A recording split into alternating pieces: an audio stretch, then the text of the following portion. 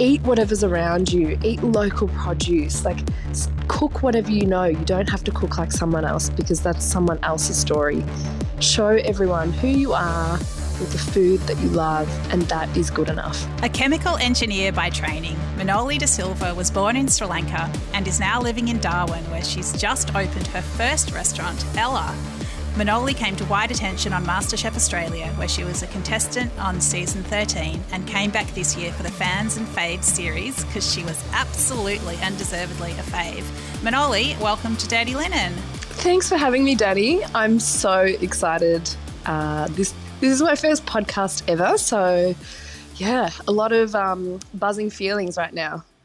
Wow. Well, I'm pretty honoured. I'm surprised that this is your first podcast, but I am pretty honoured to be here with you to guide you gently through your first podcast experience. Oh, thank you. I'm ready. All right, let's do this. So I don't know. I feel like, obviously I want to talk about you, but I feel like we need to start with the current situation in Sri Lanka because it is so intense, crazy, tumultuous. Over the weekend, I was watching footage of people storming the presidential palace. There's a lot of unrest, off the back of a lot of hardship due to, shortages of food and fuel and, all kinds of things. As someone who was born in Sri Lanka, how are you thinking and feeling about the current situation?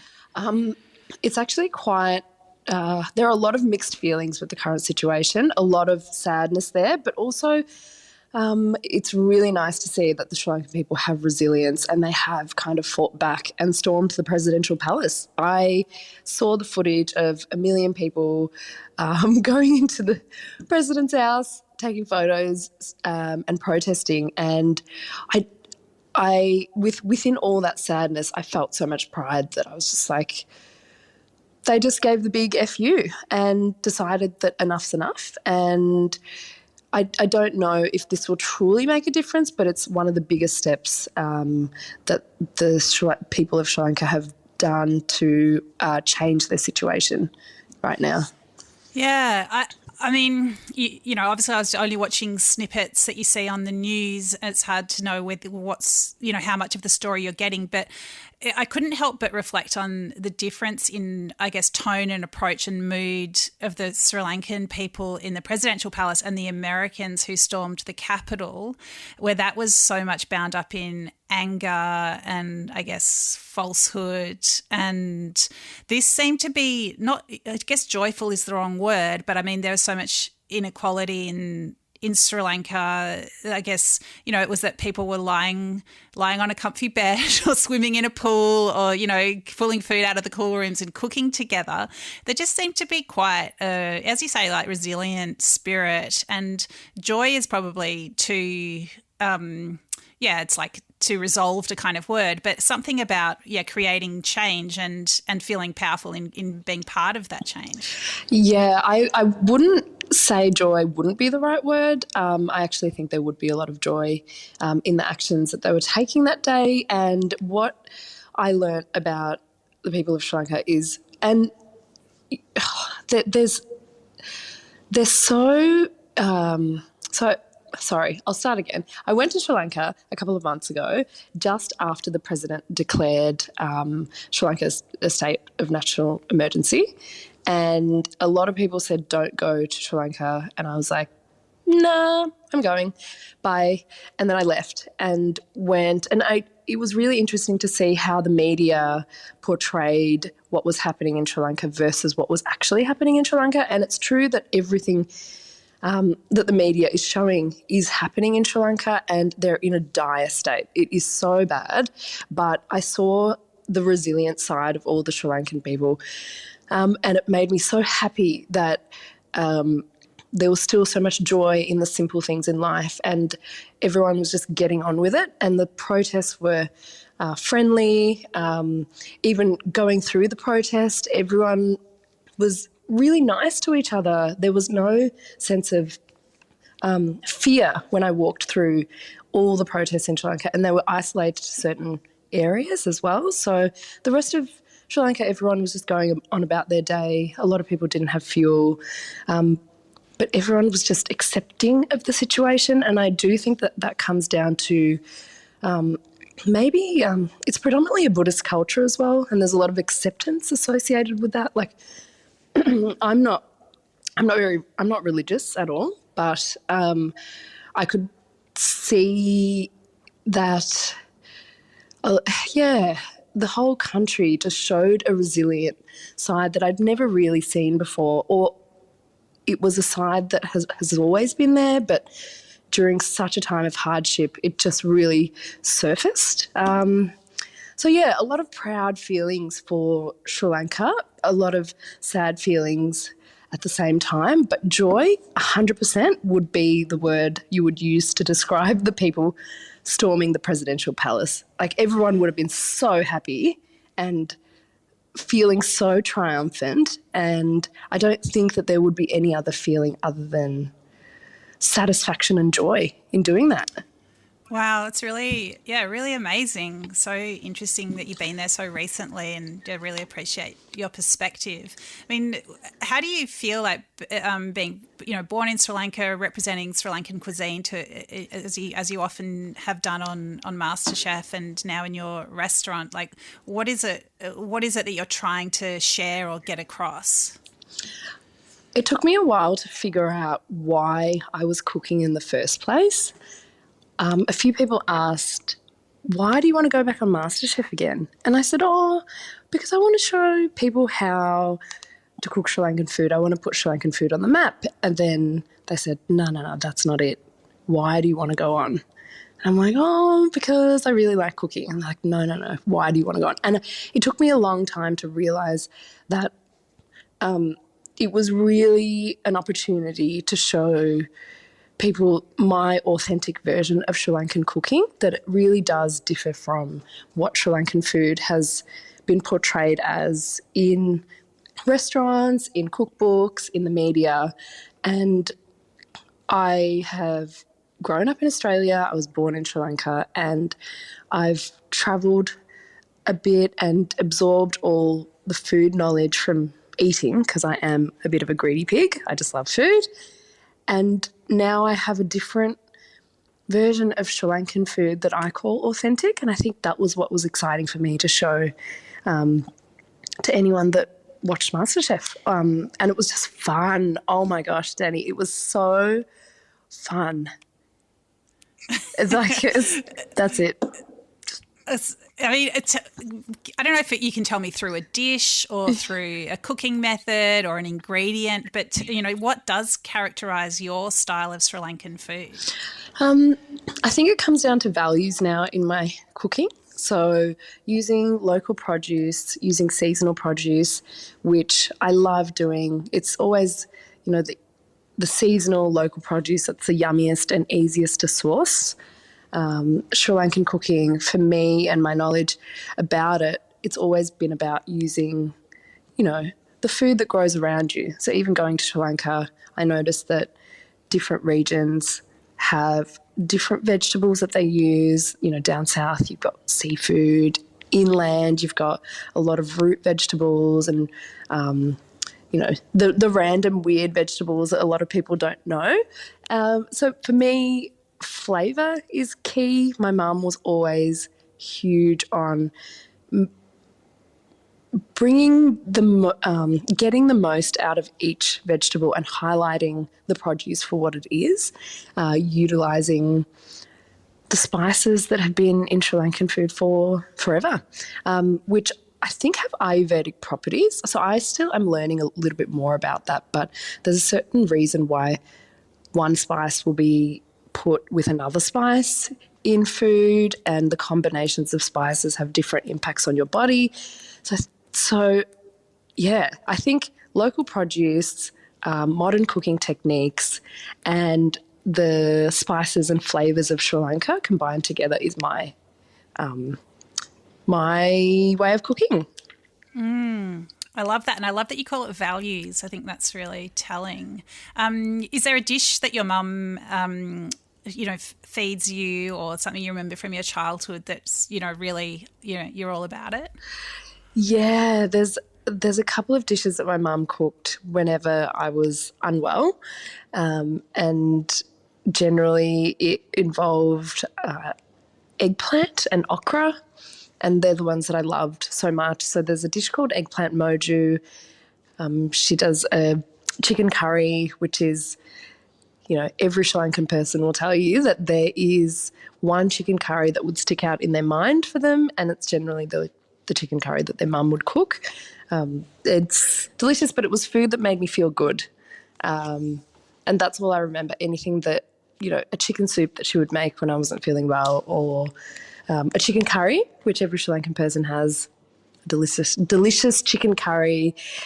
One of the things in the restaurant that I found really hard to kind of move past was every other Sri Lankan person had an opinion on how a dish should be made. This is probably the hardest thing with Sri Lankan cooking because it's not so popular in the restaurant industry. It's kind of a budding cuisine. Every person has their own version of what they consider to be a true, authentic version of what Sri Lankan food is. So I feel like I'm battling against everyone's idea of what Sri Lankan food should be versus everyone just accepting that there are so many different types of Sri Lankan food. It's interesting. Like, is there also a freedom in that, though, that, here's just another version? Yeah, I think pushing past that idea that, this is how my mum makes a chicken curry, versus, oh, cool, like that's just another yummy Sri Lankan dish. I don't think Sri Lankan people are there yet. There's a lot of pride in the dishes that their family cooked because a lot of Sri Lankan food comes from home cooking, the food that's been in the family for decades, and making a restaurant that plays around with modern cooking techniques, different types of produce, different ways of cooking an authentic dish.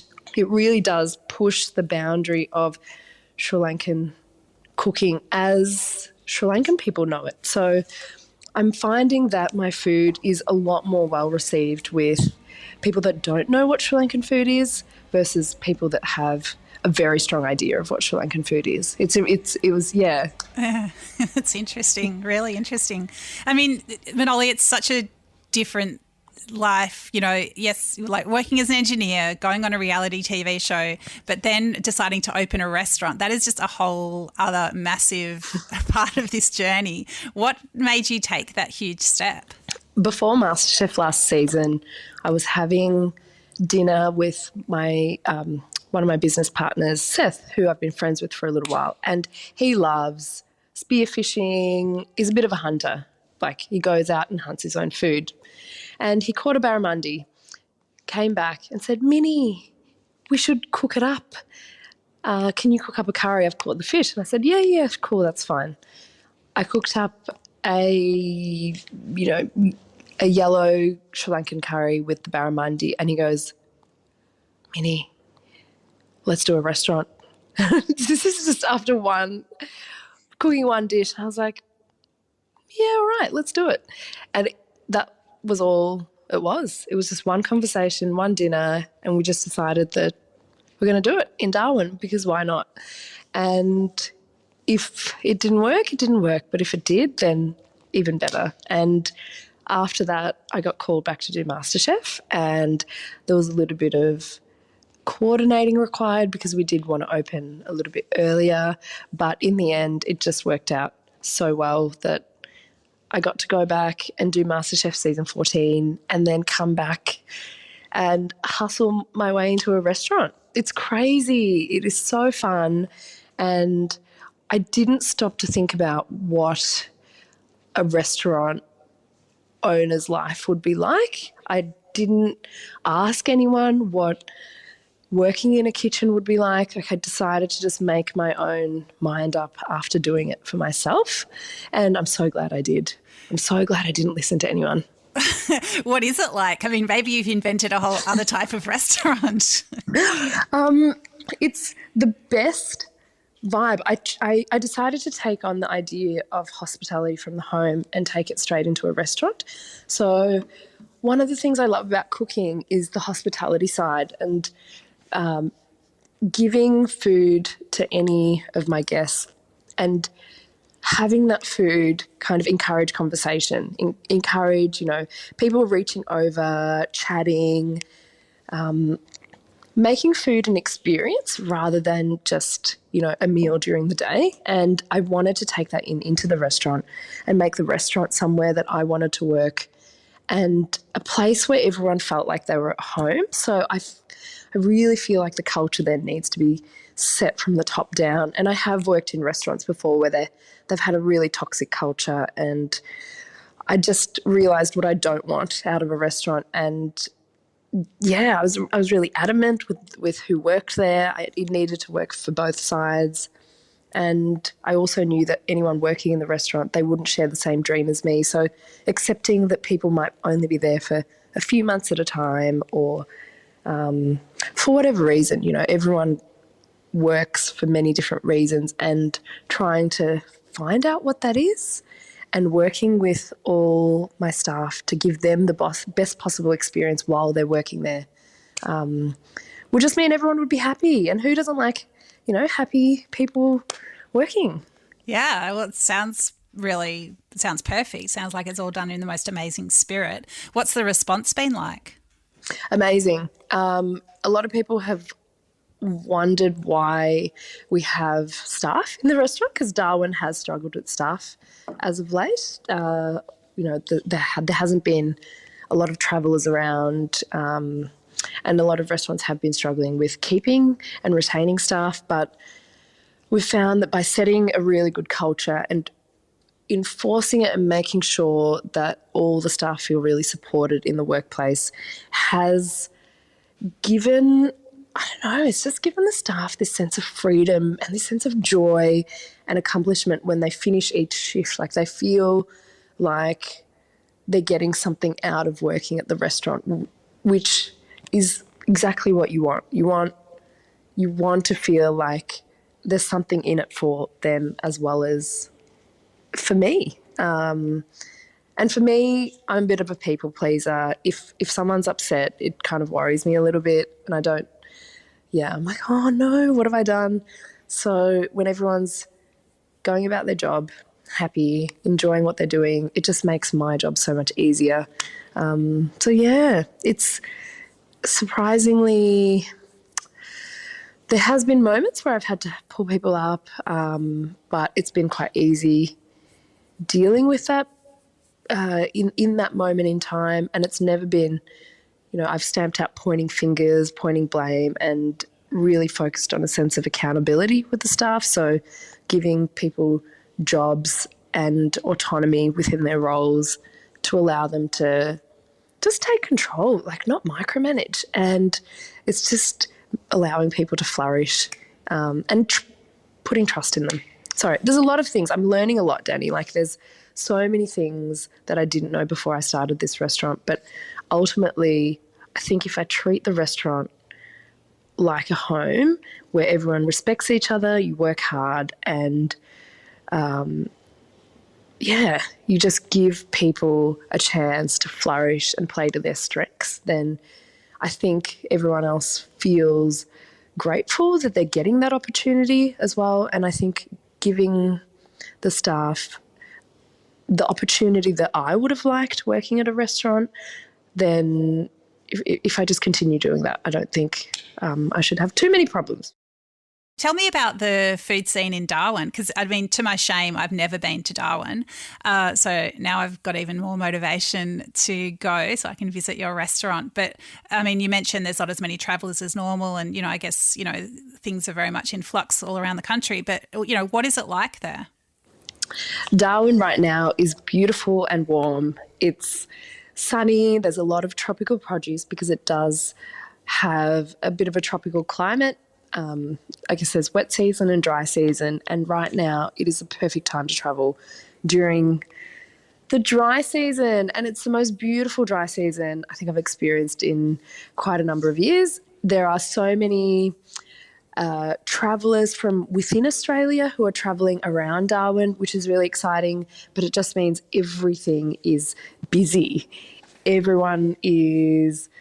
All the restaurants are full. There's a lot of, gorgeous produce. The markets here are amazing, Dani. And every week I go to the markets, have a look around, see what new produce is there, and then try and incorporate that into the restaurant. And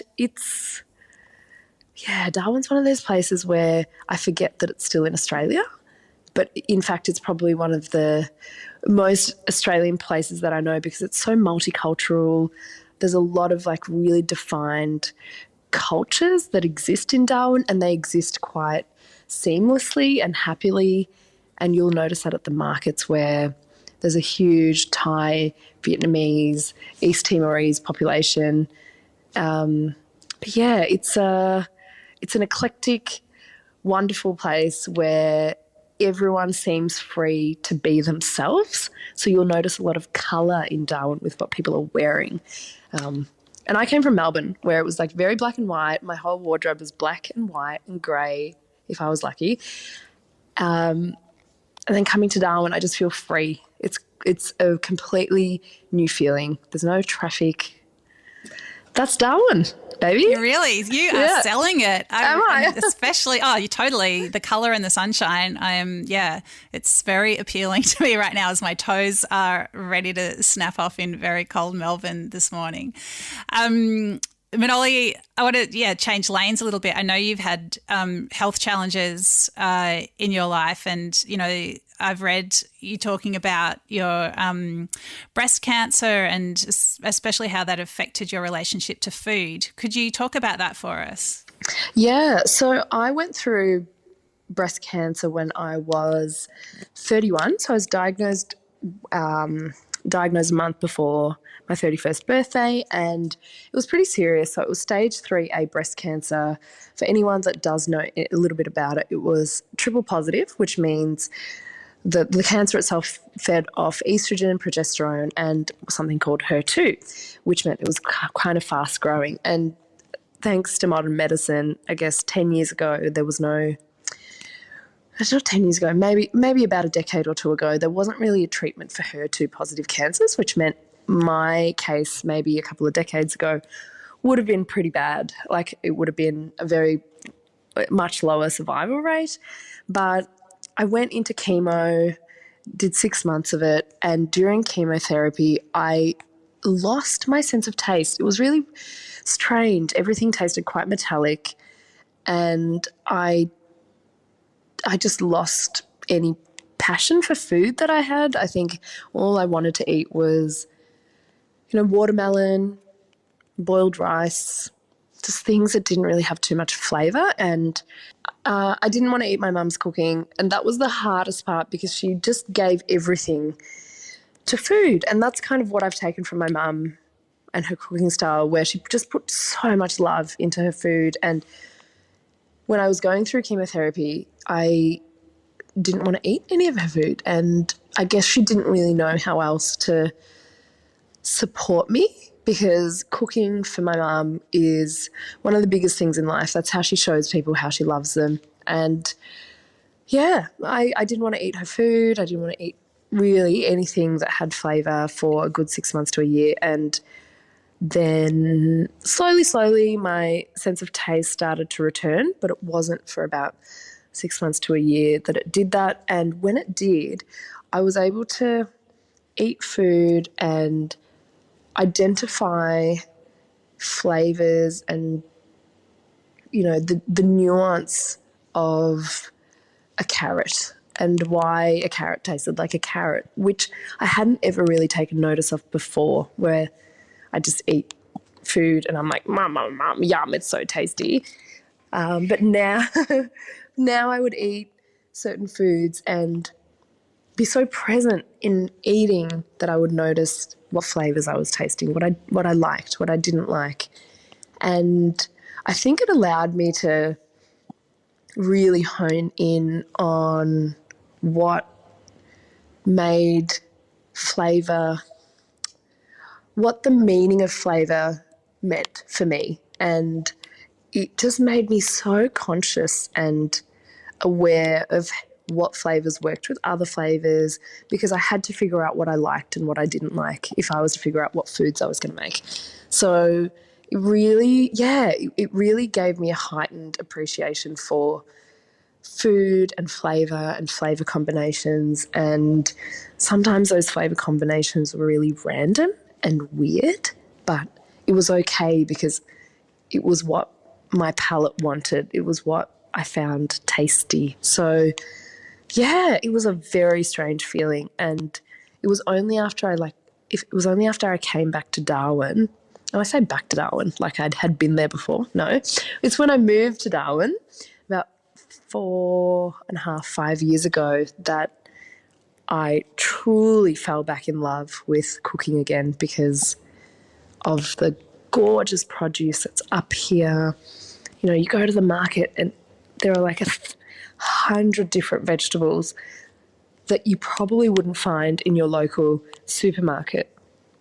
And yeah, relearning to love food again was a huge part of my cooking journey and a huge part of why I went on MasterChef in the first place. So yeah. Do you think that, I guess facing your mortality in that way, or, knowing that if you'd been born at a different time that, the health outcome might have been, much different. Do you think that that also gave you courage to make such big changes in your life? Yeah, I think I had always done things for other people. I was always, thinking about others and never really putting myself first. And after I went through cancer and I didn't really know what the outcome was going to be, I realised the only thing that I did have control of was my own mindset and making sure that I was in the best mind frame and mindset possible to benefit me and my health. So I kind of kept that attitude going forward and really made sure that anything that I was doing with my health in, first and foremost. So doing MasterChef, I realised that it was an opportunity to do something that I loved. It meant someone would have to look after my dog, but that would be okay. And, I would have to stop my job for a little while, but that would be okay, because ultimately it was something that would make me happy.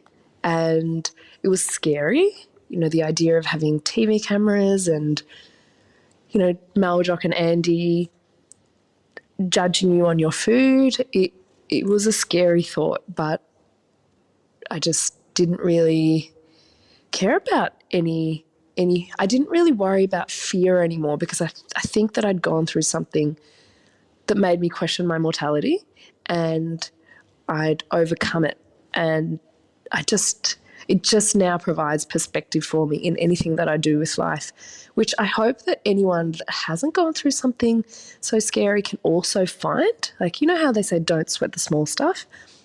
It's really true. Like, but it's a reminder that I think even I have to keep telling myself day in, day out, like, don't worry about that. It's really, in the grand scheme of things, is it really worth it? Sometimes it is. Sometimes it's small stuff. But yeah, it's just not to worry about the little things that really don't really make that much of a difference in your life. Making sure that you had a good mindset, because when you feel stress, and I'm not a doctor, I'm not in the health field at all, but the one thing that I felt when I went through treatment was, if I was ever stressed, my body felt really weird, and I would break out in, I would get little red dots on my face. I was like, what's going on? What is going on? And I realised that every time I did feel stressed, my body, especially because it was in such a compromised state, it would react really differently. And I was like, that's really weird. Like, why is my body doing this? And the only reasoning I could come up with was stress was just releasing whatever chemicals in my body, and then that was having some kind of negative impact on my my health. And I just realised in that moment that I had to do whatever I could to not get stressed out, which seems very logical now that I say it out loud. But sometimes it is a big journey to get to the simple truths, isn't it? And it feels like you've had a lot of stuff thrown before you, and I guess we all process what's on our own paths. I feel like we've really covered a lot in this chat, Minoli. But as I plan my trip to Darwin, is there anything else that you would like to say in your first podcast? I'd love to say that Darwin is a spectacular place, and it's well worth a visit if you want a bit of an adventure. But the one thing that I want to leave everyone with is what I've seen in the cooking world. And everyone thinks just because I'm doing what I'm doing now that cooking like me is impossible, and it's not. Cooking is about making mistakes. Cooking is about giving things a go, eating as much as you can. If you eat everything, then you understand flavour so much better. So I urge everyone to just cook, to make mistakes, to stuff up their dishes, because that's how you learn how not to do the mistakes the next time. And just eat whatever's around you. Eat local produce. Cook whatever you know. You don't have to cook like someone else, because that's someone else's story. Show everyone who you are with the food that you love, and that is good enough. And that's the stuff that needs to be put out into the world. So I hope everyone just continues to do that. And then I think the world will be a happier place. I love that. What great words to leave us with, Minoli. Excellent sentiment and spirit. It's been such a pleasure to have you on Dirty Linen. Thank you for trusting me with your first podcast. It's an honour to have you on the show. Oh, thanks, Dani. It was a really fun podcast, and I think the nerves have just completely gone. So, thank you for having me. I had the best time. This is Dirty Linen, and I'm Dani Valent. We air the issues that the hospitality industry finds hard to talk about, hearing from different people with unique perspectives. We want to hear from you as well. If you have something that needs to be said about a topic, get in touch so we can include your perspective.